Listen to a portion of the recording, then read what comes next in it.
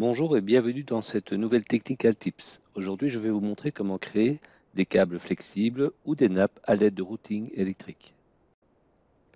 Tout d'abord, pour utiliser le routing électrique, il faut avoir une version SolidWorks Premium et ne pas oublier d'activer le complément. Accédez à votre répertoire de routing à l'aide de la bibliothèque de conception et développez jusqu'à la partie électrique. Parlons d'abord des câbles flexibles. Il n'y a pas de câble à définir, seule l'utilisation du connecteur est nécessaire. SolidWorks ne fournit qu'un seul connecteur, à vous d'en créer d'autres si besoin. Le temps de cacher les composants qui ne sont pas utiles, on aperçoit le résultat final que je vais supprimer et recommencer. Pour bien comprendre les composants de routing, il faut toujours ouvrir le composant et éditer la définition du point de raccordement.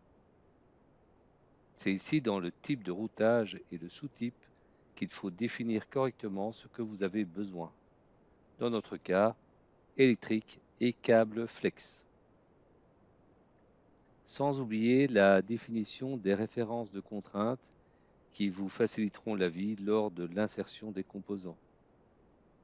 Une fois inséré, vous pouvez commencer le routage automatique. Attention que pour passer dans les connecteurs, il faut absolument voir les axes. Commençons le routage en sélectionnant le point et l'axe. Nous pouvons remarquer que le résultat n'est pas terrible.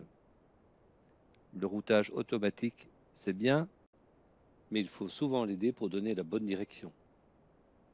C'est pourquoi ici je vais annuler et modifier la trajectoire manuellement. Pour cela, je réduis le segment d'accroche et je lui impose une direction à l'aide d'une ligne.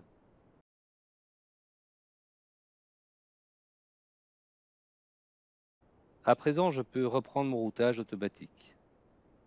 Le tracé correspond mieux à ce que je voulais et je continue jusqu'au deuxième connecteur. SolidWorks vous crée des points de flexion que vous pouvez sélectionner pour les modifier à l'aide du trièdre.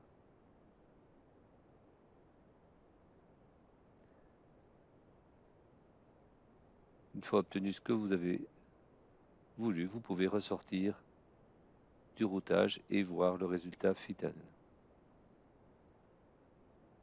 Petit point important, le routage automatique pour ce type de câble ne peut être que flexible. Si vous désirez quelque chose de rectiligne, il faudra le faire manuellement. Passons maintenant aux nappes. Vous trouverez ici le nom anglais du répertoire, Ribbon Cable, regroupant les différents composants fournis pour ce type de câblage, des connecteurs mâles, femelles, ainsi que les attaches. Je commence donc par insérer le premier connecteur. Je vérifie que les propriétés de routage indiquent bien le bon sous-type, nappe. J'insère le second connecteur et je commence le routage automatique en passant par mon attache. Sans oublier d'activer les axes pour pouvoir les sélectionner. Pour finir, je rejoins mon dernier connecteur,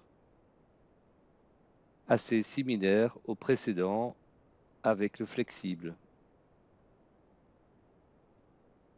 Je vais revenir en arrière pour vous montrer qu'avec ce sous-type NAP, il est également possible de faire le routage automatique en mode plié. Il est important de sélectionner ce mode avant de commencer votre routage.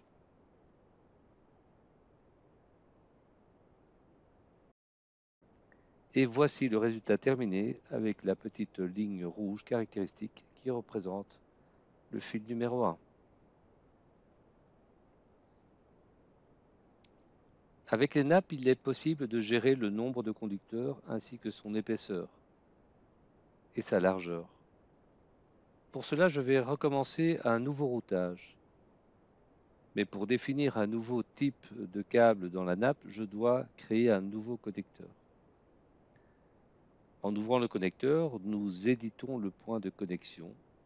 C'est ici que nous pouvons définir dans la liste un autre type de câble.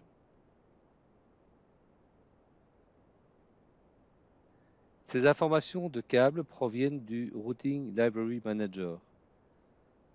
En ouvrant le fichier XML existant, accédez à la bibliothèque de nappe et modifier ou ajouter une nouvelle nappe avec des épaisseurs et des largeurs souhaitées ainsi qu'un nombre de conducteurs.